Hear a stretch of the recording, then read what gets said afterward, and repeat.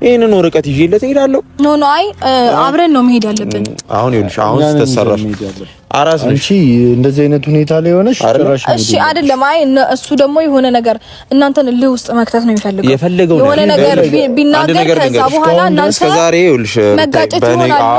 ግጭት ታዲያ ምንድነው? ከዛ እኔ ለምን ጦስ ውስጥ እንድትገባ ስርዓታቸውን አዝዣቸው ነው የምመጣው። ካልሆነ ደግሞ ገላግላቸዋል። አረ ኖ እንደዛ አይሆንም። እኔ መሄድ አለብኝ። ይሄንን ነገር ሄጄ አንድ ላይ አስፈርመናቸው ቢያንስ እሺ ችግር የለውም። ቢያንስ እንኳን ሌላ ተጨማሪ ሰው አብረን ይዘን ሄደን እናስፈርማቸው። እኔ መሄድ አለብኝ ግዴታ ነው። አለበለዚያ ሌላ ነገር ሊፈጠር ነው እኮ። አሁን ስሚኝ፣ ይኸውልሽ አንድ ነገር ልንገርሽ ሩታ፣ አንቺ ልጅ አለሽ አይደለም? ልጅሽን ብቻ ተንከባከቢ። እኔን አቡሽ የምንፈልገው ሁላችንም የምንፈልገው እሱን ነው።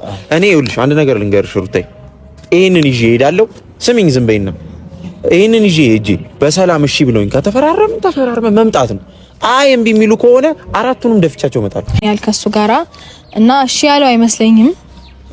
ሊመለስ ፈቃደኛ ይሆን አይመስለኝም እዚህ ለመምጣት ማለት ነው። እኔ ደግሞ በእንደዚህ አይነት ጉዳይ ታስሬ መቀመጥ አልፈልግም።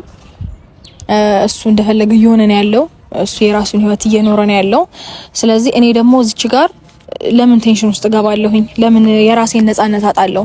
ማለት ብዙ ነገሮችን መስራት ፈልጋለሁ። በጣም ብዙ ነገሮችን ልጅ ያቦካው ለራት አይበቃም እንደሚባለው ሁሉ ጋሽዬ እንግዲህ በጣም የሚያሳዝን ትናንትና ሩታን እንደዛ ሲመክሩ የነበረ ዛሬ ግን ሩታ ሁሉም ነገር ላይ ውሃችን ልስ አርጋበት ኮሪፍቱ መሄድ አለብኝ ያለበትን ሁኔታ ማወቅ አለብኝ ማለቷ ተሰማ። ስለዚህ ሩታ ምንም የቆረጠችው ነገር የለም። ስለዚህ ሩታ ለምንድነው ወረቀቱን ምን ይሄንን ያህል አገር ጥሶ ማስፈረም ለምን አስፈለገ? ለምን ቀስ ብለሽ አይፈርም? አንቺ የልጅ እናት አይደለሽም ወይ? አገር በረሃ ጥሰሽ ለምን ትሄጃለሽ እልሻለሁ። ምንም መኪና ቢሆን ማለት ነው። ታዲያ ወንድም ተብዮቹ ጠፉ ስንል እና ቡሻ ዛሬ እነ ጨበሬው ተከስተዋል። ከእህታችን ጎንነን ካሁን በኋላ ወረቀቱን እኛው እዛው ኩሪፍቱ ሄደን እንጨርሳለን ሲሉ ሩታ ደግሞ ኖ እናንተ መሄድ የለባችሁም እኔው ራሴ ሄጄ ነገሩን እጋፈጣለሁኝ ምክንያቱም ያለበትን ሁኔታ መመለስም አልችልም ስላለ በማለት ሩታ ተናገረች።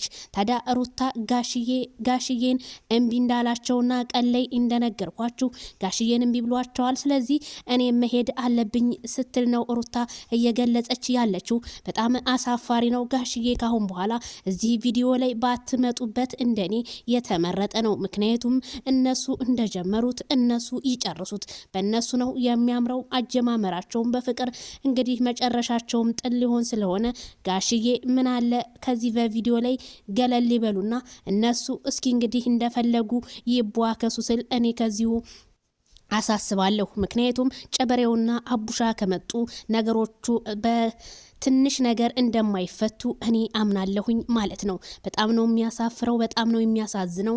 በጣም እኔ ምን እንደምል አላቅም። ክብር ለአባቶች።